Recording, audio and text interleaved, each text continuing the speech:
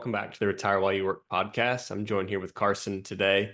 I'm going to be discussing something that came up in a client meeting last week, and occasionally it comes up in client meetings, especially this time of year, as people are looking to sell their home, maybe buy a new home. And that topic is, how do I not pay taxes or pay the least amount of taxes possible when I am selling my primary residence?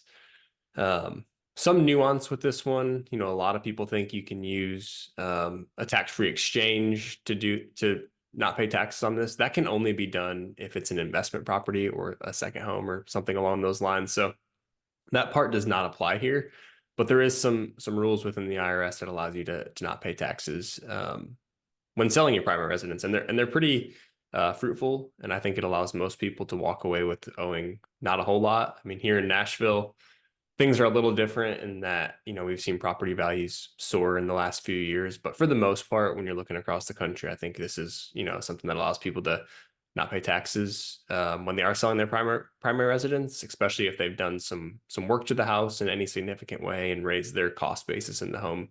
Most people get away pretty free and clear here. So this rule here is that when you're selling your primary residence, if you're married, you're able to exclude up to $500,000 of gain.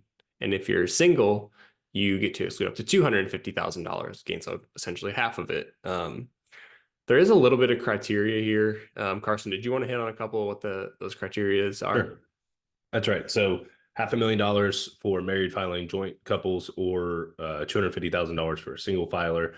And basically the real qualification is you just have to have lived there for 2 out of the last 5 years. So what that means is, as long as, if you held the house for at least 24 months, 2 years, then you're going to be in the clear to sell it. And even if you have $100,000 gain and you're married, you're going to be able to fully exclude that. And I think, housing went up exorbitantly from 2020 through really 2022. And it's kind of leveled off, at least here in Nashville. And I know in some places across the country, we've seen home prices decrease. But if you were somebody who purchased a home prior to 2020 or before prices went sky high, and you experienced a big appreciation in your home price, in your home value, then even if you bought it for $500,000, your home is now worth $1 million, you can exclude that entire gain whenever you sell that house, regardless. And what helps is, now let's take an example of, and I think, just to interject here, that's 2 out of 5 years. It doesn't have to be consecutive years. I mean, that could be like you lived there for a year and then you went and lived somewhere else for 2 years, and then came back and lived in the same house for 2 years. If you're within that 2 out of 5 years, does not have to be 2 consecutive years. I think that's important to note, because I think people maybe get a little bit confused on that point. Exactly right. Where I was going previously was, even if you have a gain larger than $500,000, let's use an even crazier example. You bought a house for $1 million, it's worth $2 million now. You have $1 million gain, but you exclude 500. So now you technically only have a $500,000 gain, but you can also add to your cost basis of the home with any improvements you've done since you've lived there. So any sort of like improvements to increase the value of your property, think a renovation or painting or replacing a light fixture, you name it, every single dollar that you can add to the basis of that property decreases your gain, thus decreasing the amount of taxes you're going to owe to the government. So, and that's any part of the property too. So that could be, landscaping, yard work. Like, if it has to do with that piece of property, it applies towards that, right? Yep, exactly right. Anything to materially increase the value of the home. So, if you change the air filters for your HVAC unit, probably not going to count as an improvement. Or if you buy a new vacuum cleaner to vacuum your carpet, that's not really an improvement. But if you substantially improve the property, new carpet, paint the walls, like I mentioned, any sort of specific remodel of the house, you redo a bathroom, redo a kitchen, etc., that's an improvement, and that increases your cost basis in the property, along with some closing costs that can also be added to your basis. So it's easy for these costs to add up to increase your overall cost basis, like I said earlier, to decrease your gain, to decrease the amount you owe to the IRS. Yeah. So kind of in that example Carson gave, where, you paid $1 million for a house, now it's worth $2 million. So, in that example, let's say you paid $1 million for your house and you put a lot of work into it, you put $500,000 of work into it, and now you sell it for $2 million. you don't owe any tax. If you're married, you do not owe any taxes to sell that house. You get away completely tax free on that side of things.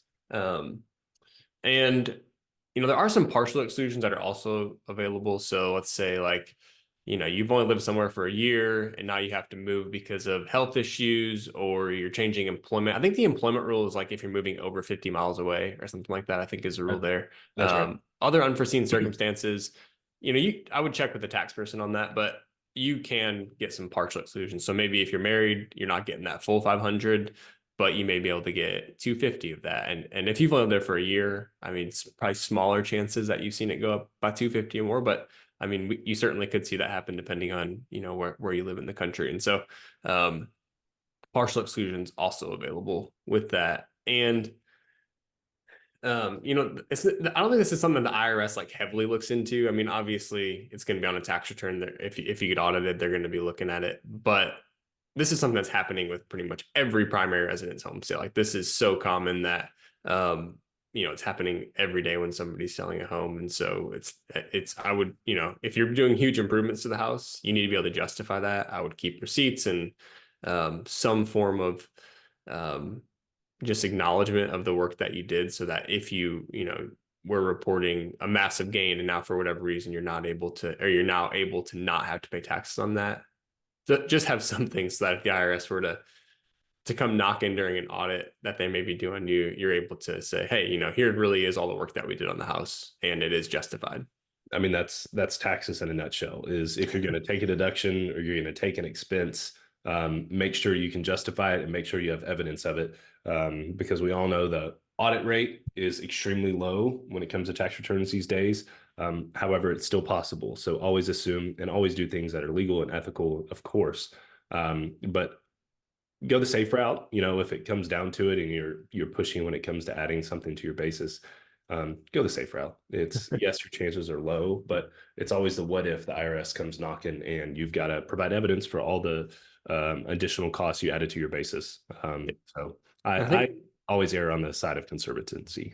Yeah, I think it's the better route to go. Obviously, no point in getting yourself in trouble on something like this. That's could be an easy target also. I think just the last thing to note on this is that this isn't just a one-time thing that's available to people selling their homes. It's available to you every 2 years. So as long as you lived in that primary residence for 2 years, even if you use the same exclusion 2 years ago, it's now available to you again. And so I think some people, think that that's maybe too good to be true along with the big exclusion, but that's just how the rule works. I mean, the two big criteria are that you live there 2 out of 5 years and that it's, $500,000 for a married person, just kind of to recap here, and 250,000 for a single person. And if you get married during the time period, I guess we should note that as well. Like if you've, bought the house yourself and then you get married and your spouse moves in, if you continue to live there for more than 2 years, it's not really an issue. But there is also partial exclusions if you decide to sell within, that less than 2 years of them living there. So there is ways to work around that as well. Yeah. Anything else to add, Carson? No, that's it. It's a pretty great exclusion number. I think a few years ago they were trying to take it away, either that or reduce it down to something. Yeah, I remember seeing that. Minimus, and that would have been crazy. That would have been a huge tax impact for a lot of people selling their homes at a gain. And there is a strategy behind it. If I mean, a married couple could buy a house, rehab it, substantially improve it, sell it for a lot more money, have a big gain they can exclude, do it every 2 years. I mean, one, there's a couple of big asterisks there, and that's you have to live in the house while you're remodeling it. And two, you're going to be in a routine of constantly doing this every couple of years. But it could be a substantial amount of money that you can make rehabbing a home and then selling it 2 years later if you continue to live there, potentially tax free, so long as you're under that $500,000 gain. So you could really maximize this over the long haul. Yeah, and I mean, and the biggest goal of this is that the government's just trying to make home ownership more attractive for people, especially when this rule was first introduced. So I think it's a good feature in the tax law that maybe some people aren't aware of. So we just want to touch on that today. But yeah, going to keep trying to put these episodes out with just some little knowledge and tips like this for people, and some rules that we're aware of that are out there that maybe other people aren't. And so if there's any other topics people may want to hear, shoot us a message, give us a comment, and we'll be happy to research it if we don't know it and discuss it, or talk on it here in future episodes. So have a great rest of the day, and hope everybody's doing well. And thanks for tuning into the Retire While You Work podcast.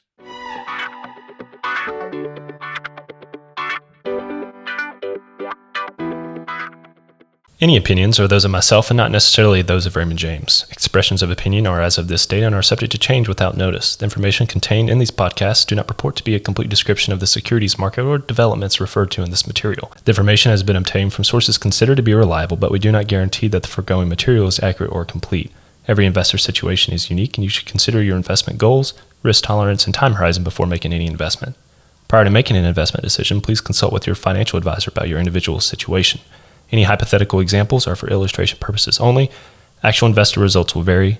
Raymond James does not provide legal or tax services. Please discuss these matters with the appropriate professional.